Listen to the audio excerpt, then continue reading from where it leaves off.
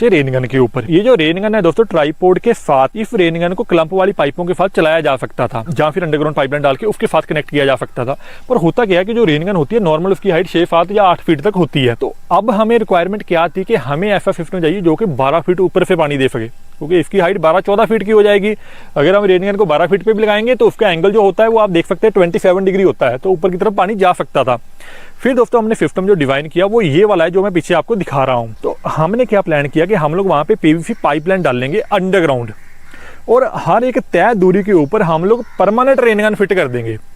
तो वहाँ पे हमने सिस्टम डिजाइन किया परमानेंट रेन गन का। तो उसमें सबसे पहले हमने जो पीवीसी पाइपलाइन डाली दोस्तों सारे खेतों में।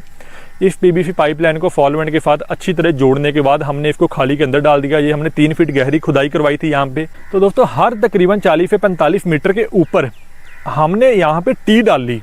ये टी थी हमारी 3 बाई 1.5 इंची की, क्योंकि हम लोग 1.5 इंची की रेन गन को लगाने वाले थे। तो ये सभी जगह टी डालने के बाद जो ये हमारी रेन गन होती है, अगर इसका ट्राइपॉड स्टैंड हमने यूज ना करना हो तो आप देख सकते हैं इसके साथ ये 6 फीट की राइवर पाइप होती है। तो हमें चाहिए थी हाइट 12 फीट की। तो हमने तकरीबन दोस्तों 13-14 फीट के ये राइवर पाइप बनाए, क्योंकि 1-2 फीट धरती के अंदर भी जाने थे।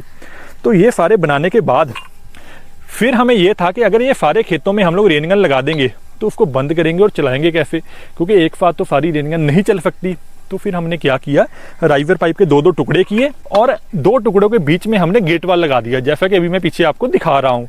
ये गेट वाल लगाने के बाद दोस्तों जहाँ पे हमने टी डाली थी वहाँ पे जाके हमने इस रेन गन को फिट कर दिया। अब ये बीच में गेट वाल दोस्तों हमने इसलिए लगाया है, मान लीजिए हमारी मोटर 2 ही रेन गन चला सकती है और हमने टोटल रेन गन लगा रखी है 6-7।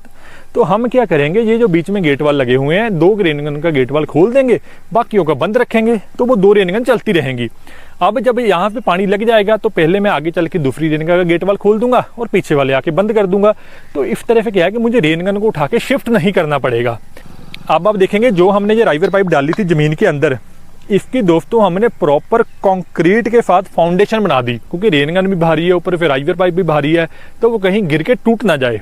तो ये प्रॉपर फाउंडेशन बनाने के बाद फिर आप देखेंगे रेन गन कितनी लाजवाब तरीके से चल रही है।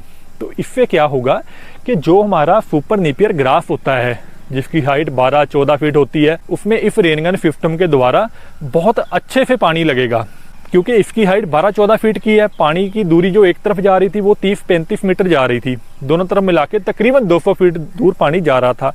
अब आपने एक बात का ध्यान जरूर रखना है कि रेन गन का जो पानी जाता है, जैसे अभी मैं आपको बता रहा हूँ, दोनों तरफ मिला के 60 मीटर पानी जा रहा है। तो वहाँ पे पीछे जो हमने पंप लगाया था वो हाई हेड वाला पंप था।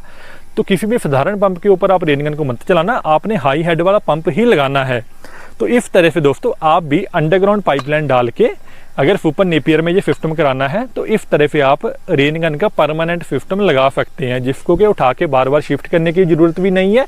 और 7 साल के बाद जब आपने सुपर नेपियर ग्राफ अगर आगे